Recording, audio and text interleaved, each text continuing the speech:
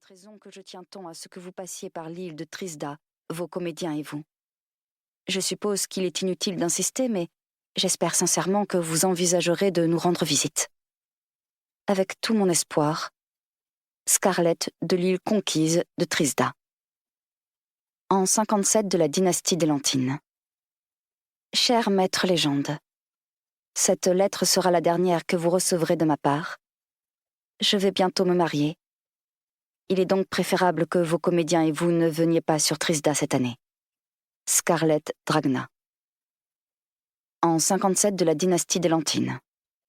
Chère Scarlett Dragna, de l'île conquise de Trisda. Félicitations pour vos noces à venir. Je suis fort désolé de ne pouvoir me rendre sur Trisda avec mes comédiens. Nous ne serons pas en tournée cette année. Notre prochaine représentation est réservée aux spectateurs invités, mais je serai ravie de vous rencontrer, votre fiancé et vous, si vous parveniez à quitter votre île pour vous joindre à nous. Je vous prie d'accepter en cadeau les invitations ci-jointes. De la part de Légende, maître de Caraval. Chapitre 2. Les sentiments de Scarlett revêtirent des couleurs plus vives que jamais. Le rouge furieux des braises incandescentes, le vert fougueux de l'herbe fraîche, le jaune pétulant des plumes d'un oiseau exotique. Après tout ce temps, il avait enfin répondu. Elle relut la lettre, puis la relut encore, et encore une fois. Elle admira chacun des élégants traits d'encre, contempla le sceau en cire argentée du maître de Caraval, un soleil entourant une étoile, qui elle-même contenait une larme. On retrouvait ces armoiries en filigrane sur les feuilles que renfermait l'enveloppe. Il ne s'agissait donc pas d'une mauvaise farce. « Donatella !» Scarlett dévala l'escalier qui menait à la cave à tonneaux pour y chercher sa sœur. Elle y trouva les odeurs familières de la mélasse et du bois de chêne, mais pas sa fripouille de cadette.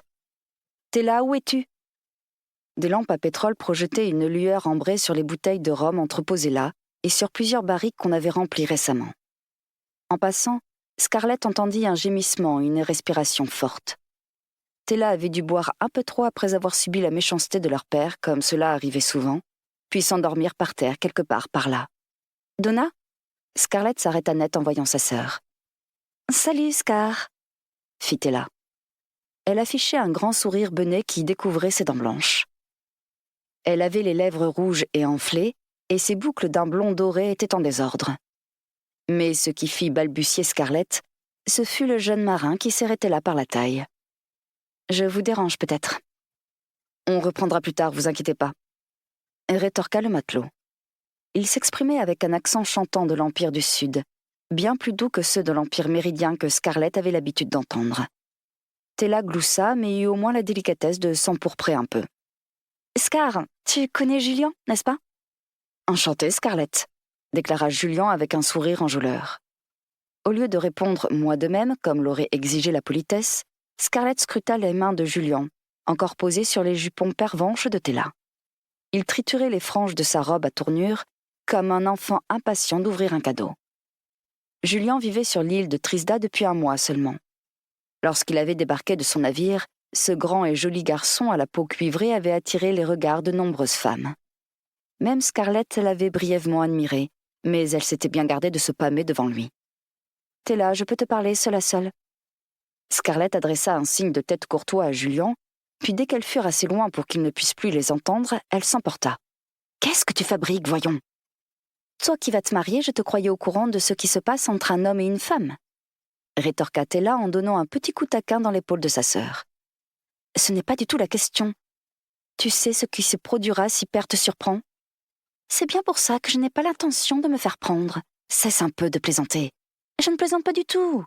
Si Père nous surprend, je trouverai un moyen de t'accuser à ma place, » répondit Tella en affichant un sourire amer. « Enfin, ce n'est pas pour me parler de ça que tu es descendue, je suppose. » Elle contempla la lettre que Scarlett tenait entre ses mains. La lueur d'une lanterne se refléta sur les bords métalliques de la feuille et les fit briller d'un scintillement doré, la couleur de la magie, des vœux et de l'aventure. L'adresse inscrite sur l'enveloppe s'illumina du même chatoiement. Mademoiselle Scarlett Dragna, au bon soin des prêtres confesseurs, Trisda, île conquise de l'Empire méridien. les paupières plissées. Pour continuer à écouter ce livre audio gratuitement, cliquez sur le lien dans la description et vous pourrez l'écouter en entier sans frais grâce à l'essai de 30 jours d'Audible.